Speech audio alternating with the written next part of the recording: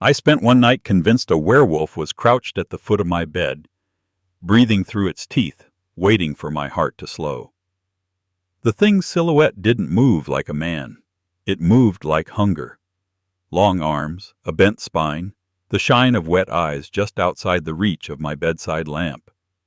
And behind it, in the corner where my dresser met the wall, something else watched from the shadows. Paler. Still. A face like porcelain. A mouth too wide, lips pulled back from teeth that weren't meant for chewing. I was burning up. Every muscle ached as if someone had poured sand into my joints.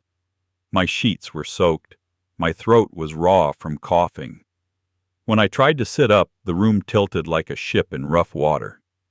Flu, I told myself. I've lived long enough to know the mind can turn on you when the body is drowning. Fever dreams. Hallucinations. A brain trying to make sense of pain. The werewolf crawled closer anyway. I remember gripping the headboard so hard, my fingers cramped. I remember telling myself, out loud, that I was 69 years old, a grandfather, a homeowner, a sane man in a quiet house, in a quiet neighborhood. I remember forcing my eyes to focus on the digital clock. 2:17 a.m. I remember thinking very clearly, if I look away, it will be closer. Then the vampire moved, and the motion was so smooth it felt like the air had been sliced. It leaned toward me, and I swear I felt cold on my neck, like the room had exhaled. I did what you do when fear tries to make you stupid.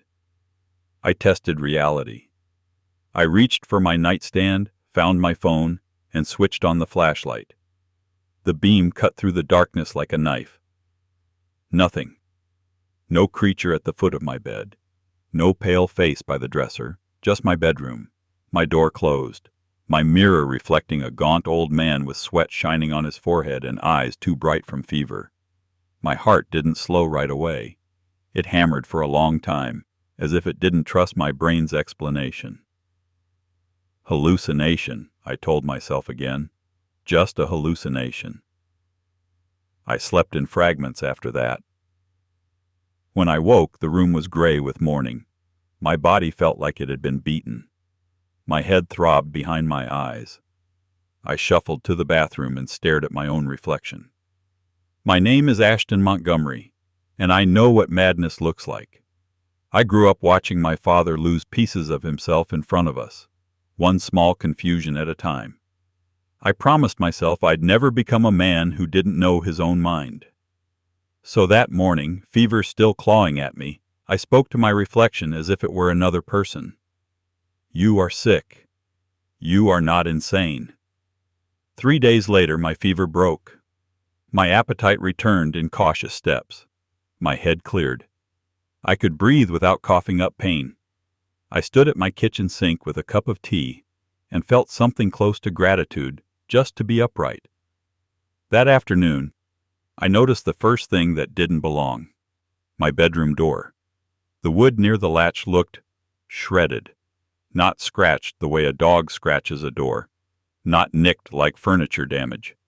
These were long gouges, deep enough to catch light, cut in deliberate arcs that looked like claws had raked down the grain. 5 marks. Then another set, slightly lower.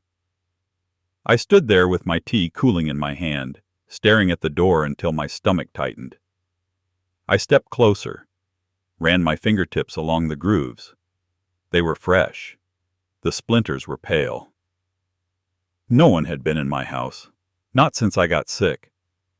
I live alone in the home my wife and I built our life inside.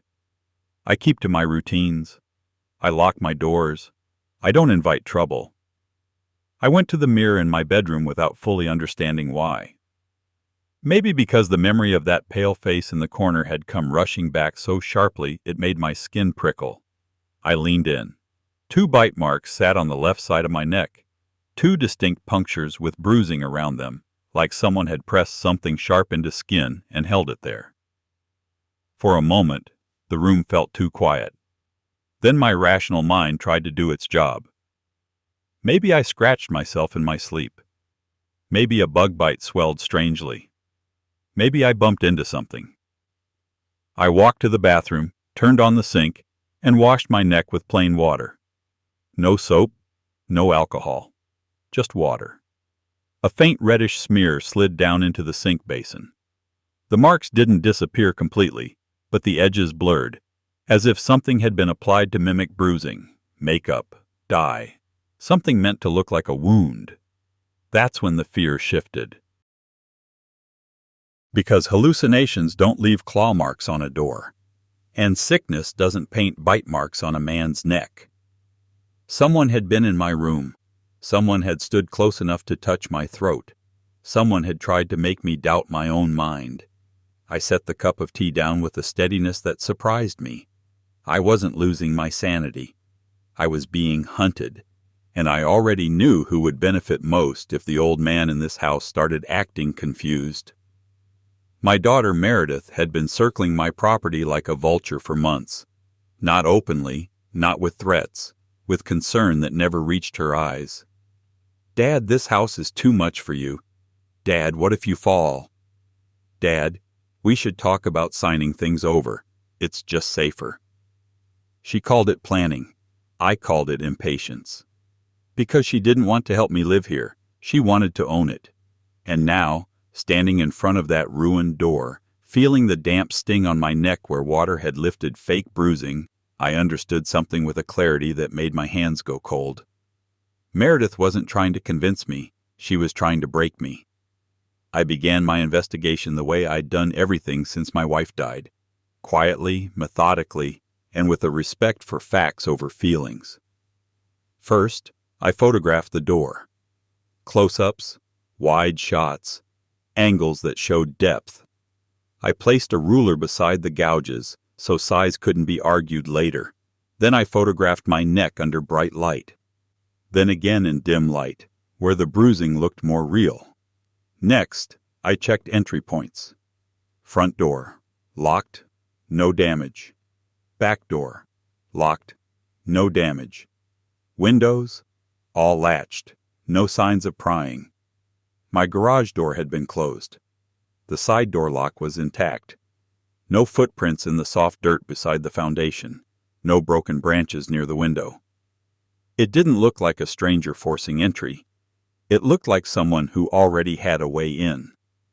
I opened the drawer in my hallway console where my spare keys used to sit. I keep them there for emergencies. A small ring for the back door. Another for the garage. A copy for the deadbolt. The drawer was closed. Nothing looked disturbed, but the ring was not in its slot. I stared at the empty groove in the felt lining. Then I checked the cabinet above my refrigerator where I keep a second spare set inside an old coffee tin. The tin was there. The keys were not. My throat tightened, not from fear but from something darker. This wasn't a random prank. Someone had come into my house, taken my spares, returned the tin, and left without me noticing while I was sick in bed. Someone who knew my habits. Someone who knew exactly where an old man hides his backup plan. That evening, I called my daughter. I kept my voice neutral. Meredith answered on the third ring, breathless, as if she'd been waiting for the phone to ring all day. "Dad, are you okay?" I pictured her kitchen, the way she always paced when she spoke, the way she spoke too fast when she was hiding something. "I'm better," I said. Fever finally broke. Thank goodness. I was worried. I wanted to come by, but you told me not to. I did tell her not to. And she'd listened in a way that didn't match her usual insistence. "I walked into my bedroom today," I said. "Found something strange. Silence held for a fraction too long. Strange how?" "Claw marks on the door," I said. "Deep ones." A soft laugh. Too quick. "Oh, Dad. You probably did that. When you were sick.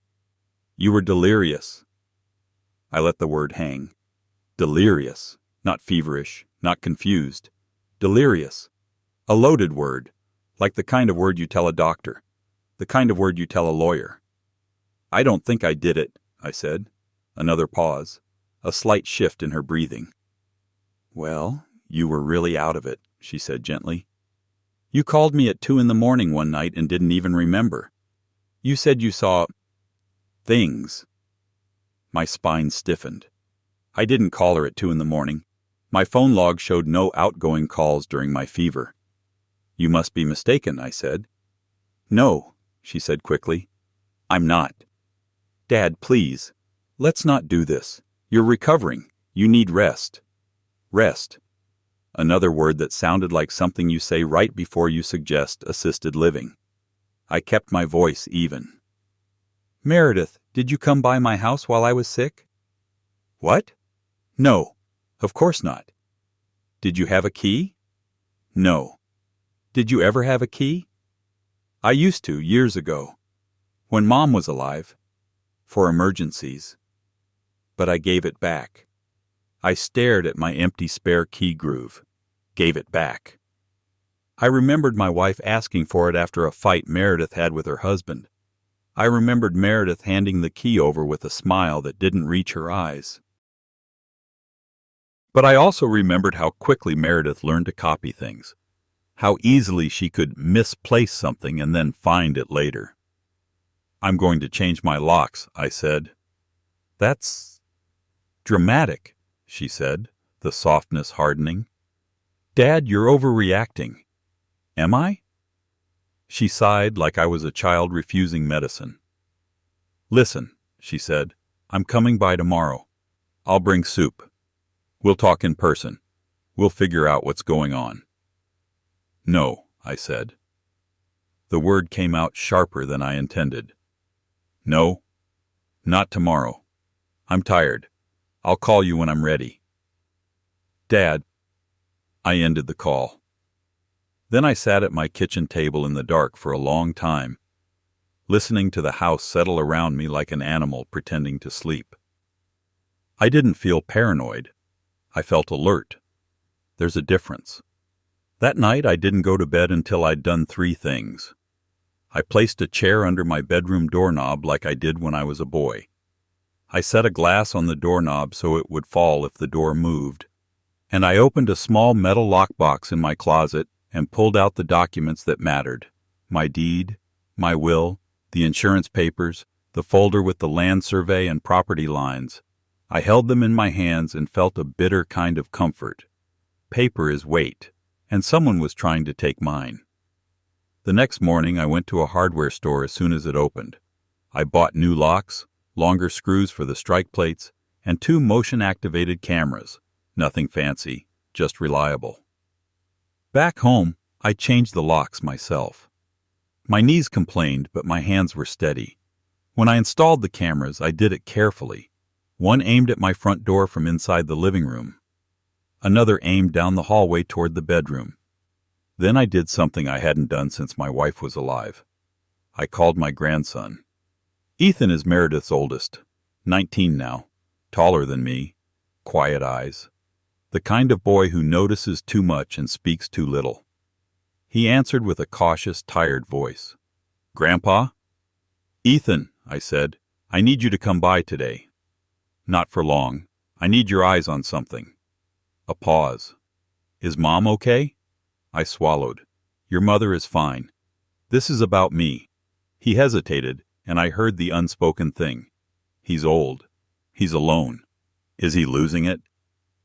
"I don't ask for help unless I mean it," I said. That landed. Ethan knew me. "I'll be there in an hour," he said. When Ethan arrived, he walked through my house like someone entering a crime scene. He didn't touch anything until I told him to. He looked at my door. He looked at my neck. And then he looked at me. "Those are not from a fever," he said. "No," I replied. He stared at the claw marks again, then crouched, examining the wood. "Someone did this on purpose," he said. "To scare you." "Yes." He stood slowly. His jaw set in a way that reminded me painfully of my wife. "Grandpa, has Mom been here?" I didn't answer right away. Instead, I walked to the kitchen drawer where I kept the coffee tin, now empty. I set it on the counter. "The keys are gone," I said. Ethan's face tightened. My mother always said you were stubborn, he murmured. I almost smiled. Stubborn is what people call you when they can't move you. I took him to the living room and showed him the cameras, the photos, the missing spare keys. Then I told him the part that mattered most. I saw monsters when I was sick, I said. That's normal. But the next day, there were marks that couldn't be imagined. Someone used my sickness as cover. Ethan's eyes flicked toward the hallway. So someone came in while you had the flu? Yes. He swallowed. And you think it was? I nodded once. His shoulders sagged a little, as if the idea weighed on him in a way my own suspicion didn't. Ethan still wanted to believe in his mother, even if he didn't trust her. We don't jump to conclusions, I said. We gather proof. He nodded. Then he said something that made my stomach drop. Grandpa, Mom's been talking about you for weeks. Talking how? He hesitated, then forced the words out. Like you're slipping, forgetful, confused. She told my aunt you almost set the kitchen on fire last month. I stared at him. I don't cook on the stove anymore. I use the oven. And I don't almost set fires. Ethan's mouth tightened. She told me she might need to take over your finances soon, before something happens. She said you won't listen, so she'll have to do it the hard way. The hard way. I tasted metal in my mouth. This wasn't about fear. This was about paperwork. If Meredith could convince people I was unstable, she could get guardianship. Power of attorney, control over the house, control over the land, and once you give someone that kind of control, getting it back is like trying to pull your own teeth. I looked at Ethan. I need you to do something, I said. Anything. If your mother calls you today, I said, and asks where I am, what I'm doing, how I'm acting, you tell her I'm tired. You tell her I'm confused. You tell her I'm sleeping a lot. You tell her the flu hit me hard, and I'm not myself. Ethan blinked. You want her to think? I want her to keep believing her own story, I said. So she gets careless. Ethan's throat bobbed. Okay. That afternoon, Meredith called me again. I didn't answer. I let it ring. Then I watched my camera app. At 4:12 p.m., a car pulled into my driveway. Not Meredith's. A dark sedan I didn't recognize. Two people stepped out. A man in a gray suit, a woman carrying a clipboard. They walked to my front door like they belonged there. The man rang the bell once, then again. I didn't move. The woman glanced at the window as if trying to see through the glass. She wrote something down. After a minute, they walked back to the car and left. Ethan looked at me, his face pale. Who was that? I exhaled slowly. Not friends, not family. Professional concern, I said quietly. A wellness check, a social worker, or someone sent to start a paper trail. Ethan whispered, almost to himself. She's really doing it.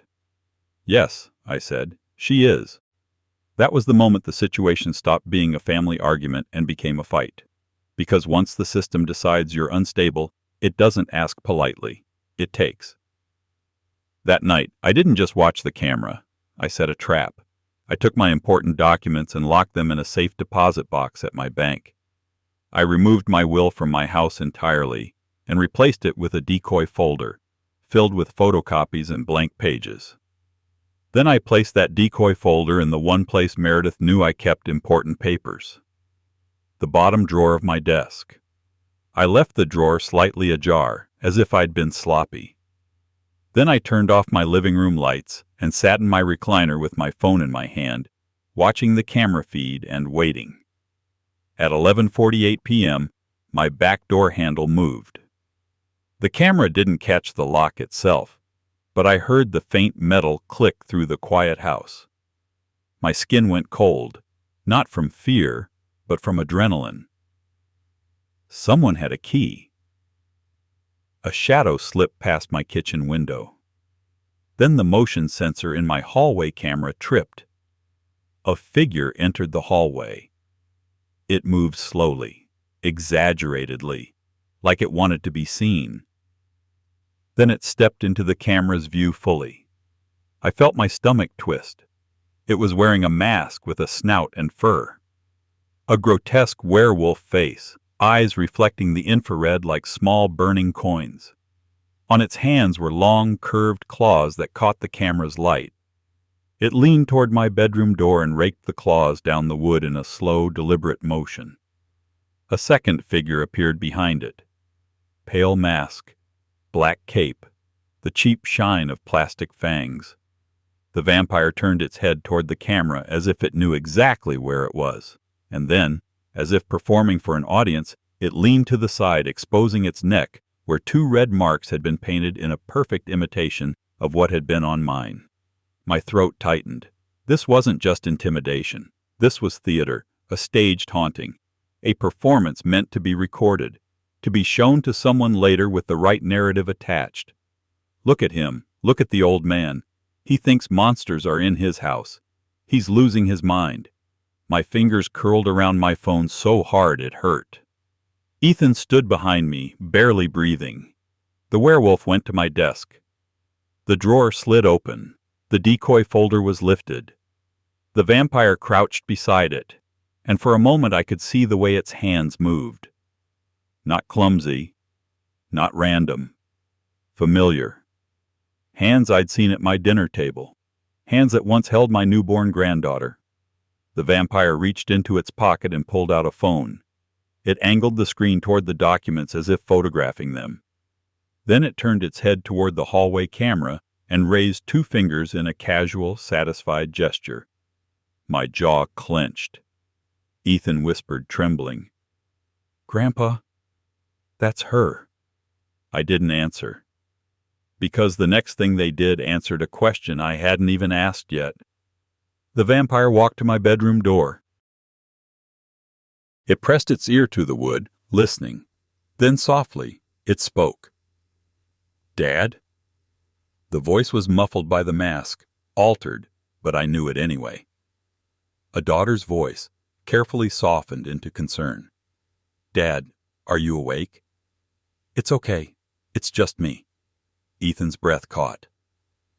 The werewolf stepped back, raising its claws again, preparing to scrape, as if to make sure there would be fresh damage for tomorrow, as if to make sure there would be evidence of delusions. That's when I stood up. The sound of my recliner shifting was loud in the quiet. Both figures froze. For a heartbeat, the house held its breath. Then I switched on the living room light. Bright, unforgiving light spilled down the hallway. The werewolf and the vampire turned their masked faces toward me. I didn't shout. I didn't panic. I didn't play the part they wanted. I spoke calmly, the way you speak when you're holding a blade behind your back. "You're in my house," I said, on camera, with my stolen keys, touching my papers. The vampire took a step back, instinctively. The werewolf's claws lifted again, not for acting now, but for defense. Ethan moved into view behind me, taller than both of them, his face hard. The vampire's shoulders sagged slightly, as if the game had ended too soon. Then Meredith did something I will never forget. She tore off the mask. Not dramatically, not with shame, with anger. Her hair fell loose around her face. Her cheeks were flushed. Her eyes were bright with a fury that didn't belong to a loving daughter. She glared at me as if I'd ruined something she deserved. "Oh my God, Dad," she snapped. "Are you spying on me now?" My pulse hammered. "You broke into my home," I said. She laughed, sharp and brittle. "It's my home too," she said. "It will be, soon enough. I'm trying to keep you safe. You're making it hard." The werewolf ripped off his own mask. Her husband, Grant. His face was tight with irritation, not fear. Like a man caught cheating, offended that anyone noticed. "Ashton," Grant said, voice low. "Let's not make this ugly." "Ugly," I repeated. Meredith stepped forward, her hands spread in a mock-soothing gesture. "Dad," she said. You were sick. You were seeing things.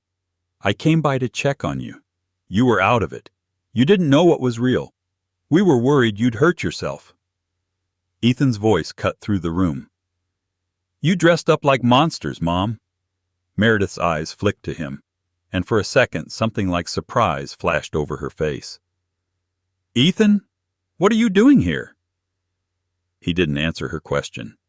He said quietly, You told me Grandpa was confused. You told me he was slipping. You lied. Meredith's mouth tightened. This isn't your business, Ethan. It became my business when you tried to steal his house, Ethan said. Grant took a step forward, jaw set. Watch your tone. I held up my phone. Everything you did is recorded, I said. The locks, the costumes, the papers, your faces, your voices. Meredith's eyes narrowed. You think anyone's going to believe you? She hissed. An old man with a fever who thinks vampires attacked him? You know what this looks like, Dad? I stared at her, feeling something inside me break cleanly. It looks like elder abuse, I said. She flinched at the phrase, not because it was untrue, but because it was dangerous. Grant's gaze shifted toward the back door. Meredith saw it too. I could see the calculation running behind her eyes. The same cold math I'd seen in her as a teenager when she wanted something badly enough to lie for it. She forced her voice soft again. Dad, let's talk.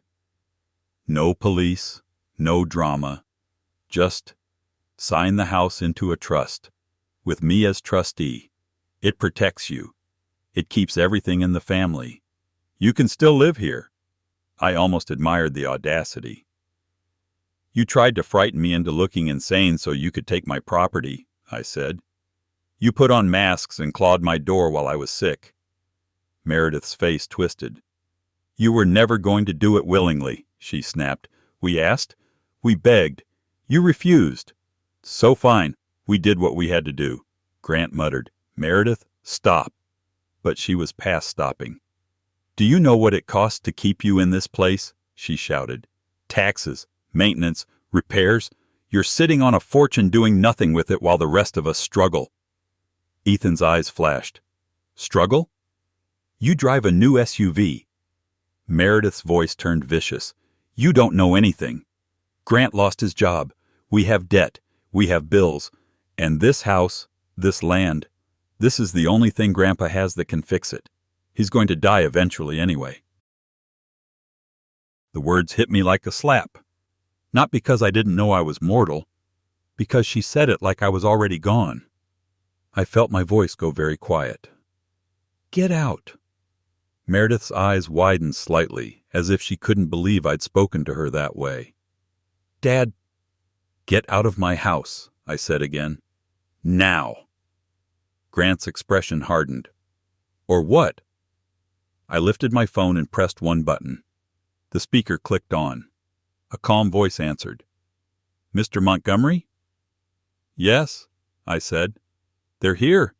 In my house. Meredith went still. Grant's face changed. He looked toward the hallway camera like he'd just remembered it existed. Because while Meredith was busy building her story, I'd built mine. Earlier that evening, after the social worker visit, I'd called the non-emergency police line. I'd explained calmly that someone had stolen my spare keys and I feared a break-in. I'd asked if an officer could be on standby if I called back later. The dispatcher hadn't laughed. She hadn't dismissed me. She'd asked for my address and told me to call immediately if anyone entered. Now, Meredith's mouth opened, but no sound came out.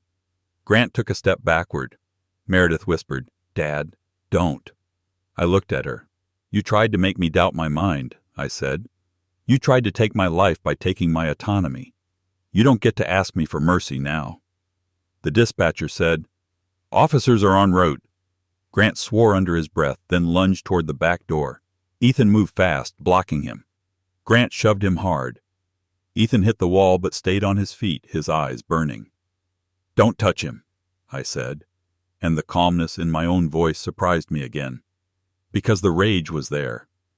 But rage doesn't win wars. Control wins wars. Meredith darted toward my desk, toward the decoy folder, as if she could snatch it and run. I watched her do it, almost sadly. A child caught with her hand in a jar, still believing she could outrun consequences. She grabbed the folder, then she froze. Because the folder's top page wasn't a deed. It was a single sheet of paper with large black letters I'd printed an hour earlier. Smile for the cameras. Meredith's face went pale. Grant's eyes flicked toward the ceiling corners, toward the hallway, toward the living room, toward every quiet, watching lens. The next minutes felt long and unreal. Meredith tried to cry, tried to switch into the daughter role. "Dad, please, I didn't mean—" Grant tried to talk his way out. "Ashton, this is a misunderstanding." Neither of them could change the footage. Neither of them could unscratch my door. Neither of them could unsteal my keys. When the police arrived, the house filled with light and voices and the sound of boots on hardwood. The officers didn't treat me like a confused old man. They treated me like a homeowner who'd been violated. They separated us. They asked questions. I answered with facts. Here are the photos. Here are the missing keys. Here is the footage. Here is my phone log showing no late-night calls. Here is the social worker visit, the timing of it, the suspicious arrival after I refused to sign anything. Meredith's face shifted through disbelief, fury, panic. Grant looked like a man watching his life collapse in slow motion. And then the officer asked Meredith the question that broke whatever flimsy courage she had left. "Why were you wearing masks in your father's home?" Meredith's eyes flicked to me, pleading. I didn't respond. Because I'd already mourned her, in a way, not as dead, as a daughter. She began to speak, then stopped. Because any answer she gave would sound like what it was, cruelty disguised as strategy. The officers cuffed them both. Meredith's wrists disappeared into steel. She made a sound then, a raw noise that wasn't acting. It was shock, real shock, the kind that comes when you realize your father isn't just an obstacle. He's a wall. Grant looked at me as they led him past. "This will destroy the family," he said, as if it were a threat. I met his gaze. "You destroyed the family when you turned my daughter into a thief," I said. And when she agreed. Meredith twisted toward Ethan as they pulled her away. "Ethan, tell him to stop. Tell Grandpa to stop. Tell him I'm your mother." Ethan's face didn't change. "You're my mother," he said, "and you still did this." Her eyes filled with tears. For a second, the little girl she used to be flickered behind her face. Then it was gone. They took her out into the night. The next day, the social worker came back. Not the same tone, not the same clipboard confidence. This time she sat at my kitchen table and listened while I showed her the footage. Her face tightened. "Mr. Montgomery," she said softly, "I'm so sorry." I nodded once. I didn't need pity. I needed the record corrected. By the end of the week, Meredith's petition for emergency guardianship never left the starting line. The lawyer she'd been working with withdrew once he saw evidence of a coordinated intimidation attempt. Grant's side job came to light too, the one they'd been hiding. He'd been forging signatures for quick cash, slipping into a hole deeper than debt. The most painful part wasn't the paperwork. It was the silence. I didn't sleep well for a long time after that, not because I feared vampires, because I feared what a child can become when greed hollowed out everything else. Ethan stayed with me for a few nights. He didn't talk much. He sat in my living room and watched the camera feeds like a sentinel, his shoulders tense, his youth bruised by a truth he didn't want. On the third night, he finally spoke. "Grandpa, were you really hallucinating?" "Yes," I said. "Fever does that." He swallowed. "But you knew you weren't crazy." I looked at him. "When you've spent your life building something real," I said, "you learn the difference between the mind playing tricks and someone else trying to rewrite your reality." Ethan nodded slowly. Then he asked the question I'd been avoiding. Do you still love her? My throat tightened. Because love doesn't vanish just because someone becomes monstrous. Yes, I said, in a way that hurts. Ethan's eyes glistened. But you still called the police. Yes, I said again, because love without boundaries is just permission. He looked down at his hands.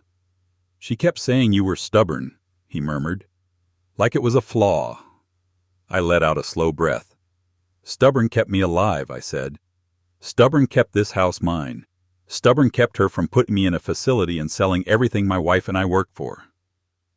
Ethan stared at the hallway, at the repaired door, at the fresh wood filler I'd pressed into the claw gouges and sanded smooth. What are you going to do now? I thought about that. I thought about my wife's laugh in this kitchen. I thought about the garden out back that still bloomed even when people failed each other. I thought about my grandchildren and the kind of future they deserved. I'm going to live here, I said, until I decide otherwise. And I'm going to make sure this property goes where it should. Where it should. I looked at him. To the ones who don't need monsters to get what they want, I said. Ethan's eyes widened slightly. You mean? I nodded. A trust, not controlled by Meredith, not by me alone. Something steady, something protected. He swallowed hard. Thank you, Grandpa. I reached over and placed my hand on his shoulder. Don't thank me, I said. Just learn from it. When someone tries to make you doubt your mind, that's not love. That's control. He nodded, wiping at his eyes quickly, embarrassed by the tears. And as the house settled around us, quiet and solid, I felt something I hadn't felt since the night of the fever. Safety. Not because the monsters were gone, but because the masks had been ripped off, and the truth had teeth sharper than any costume fangs. 3 days of flu had made me see werewolves and vampires stalking my bed, but it was my own daughter who tried to turn me into prey. And when she realized I was still sane, still watching, still standing in my own home like a man who refused to be erased, she finally understood something she should have learned a long time ago. You can frighten an old man, but you can't frighten him into surrendering the life he built with his own hands. My grandpa's words really happened. I believe him. If you want more true tales like this, hit subscribe.